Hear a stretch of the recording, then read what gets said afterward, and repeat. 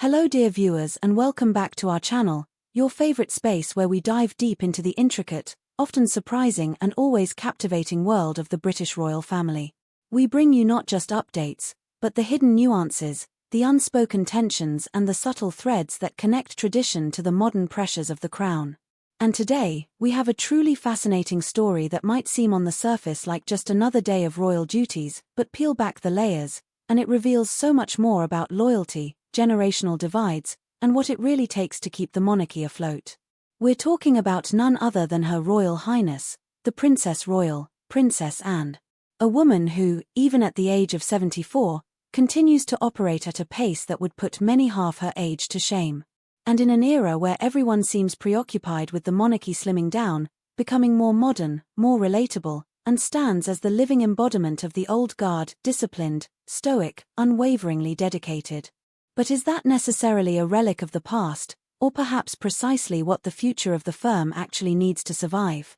Before we get into it, if you love these deep explorations into royal life, beyond the glossy photos and carefully crafted palace statements, please do us a huge favor.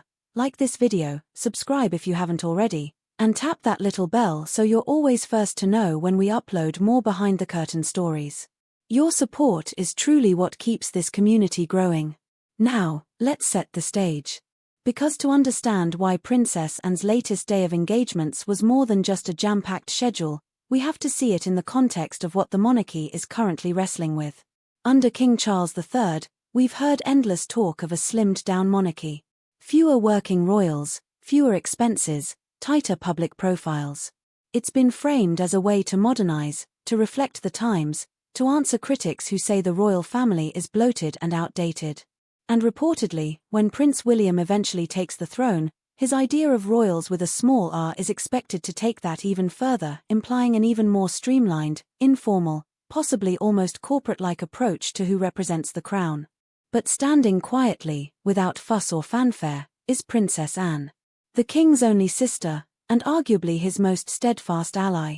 A royal who, year after year, engagement after engagement, consistently racks up more official duties than anyone else in the family.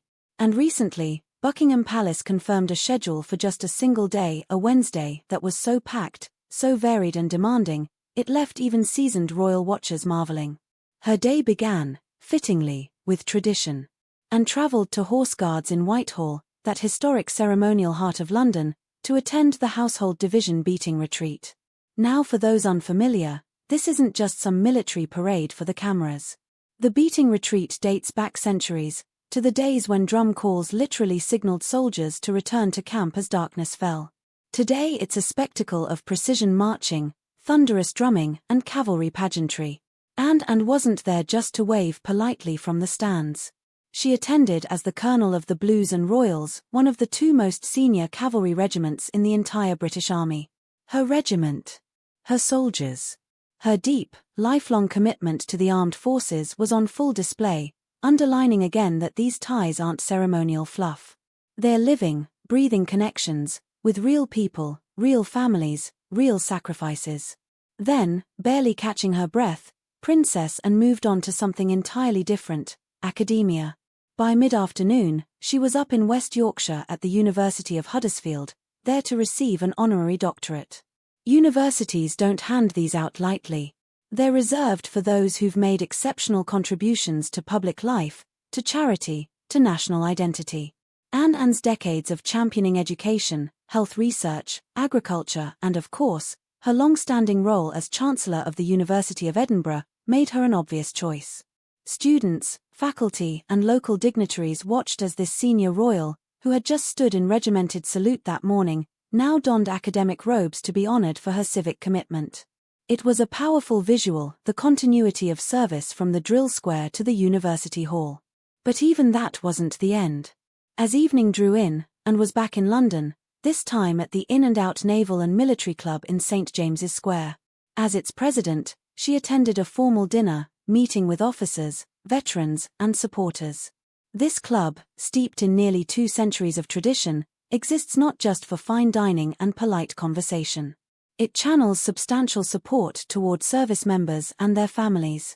And Anne, ever diligent, stays until the last handshake, the final toast, reinforcing those bonds that, frankly, are the bedrock of what monarchy means for so many, that personal link between the crown and the military.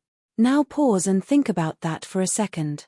A 74-year-old royal, 3 high-profile engagements in a single day, crisscrossing the country, shifting seamlessly from the stiff ceremonial salutes of a cavalry parade, to the academic applause of a university stage, to the hushed, wood-paneled formality of an officers' club.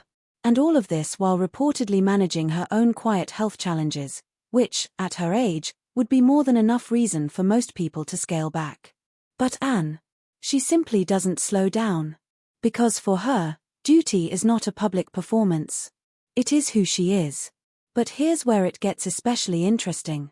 Because while Anne pushes forward with this almost old-world sense of relentless service, behind palace walls, conversations are swirling about how to radically change all of this.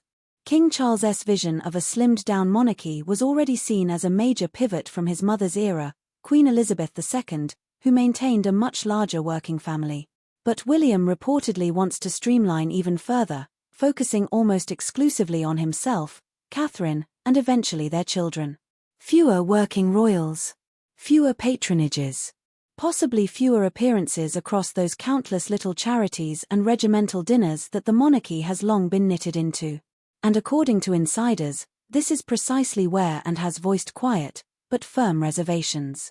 Not out of ego, not because she's resistant to all change, but because she understands something from 50 years of doing this that younger royals are only beginning to learn. A monarchy that becomes too narrow, too exclusive, too detached from all those communities and causes that rely on a royal visit to boost morale or secure funding, is a monarchy that risks losing its roots. Its day-to-day presence in the lives of ordinary Britons. Or as Anne reportedly put it, a monarchy with too small an R doesn't necessarily guarantee the survival of the firm. And coming from her, with her reputation for blunt honesty, that's a warning worth taking seriously. Yet even in this subtle philosophical tug-of-war about the monarchy's future, Anne's loyalty remains absolute.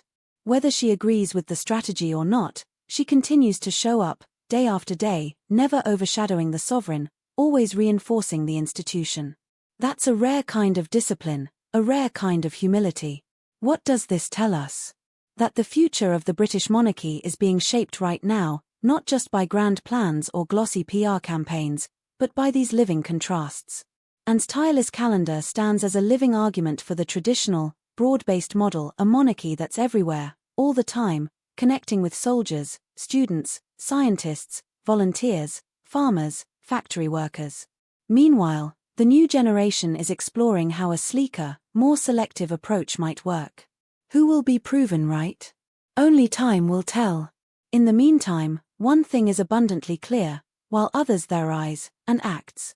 While debates swirl about modernizing titles, trimming costs, and making the monarchy cooler, she simply picks up her notebook and heads to the next engagement. And it's that quiet, unglamorous, unswerving commitment that might just be the monarchy's strongest asset as it navigates an uncertain century. So what do you think, dear viewers? Do you side more with Princess Anne's belief in a wide-reaching, hands-on monarchy? Or do you see wisdom in Prince William's idea of a much leaner royal team?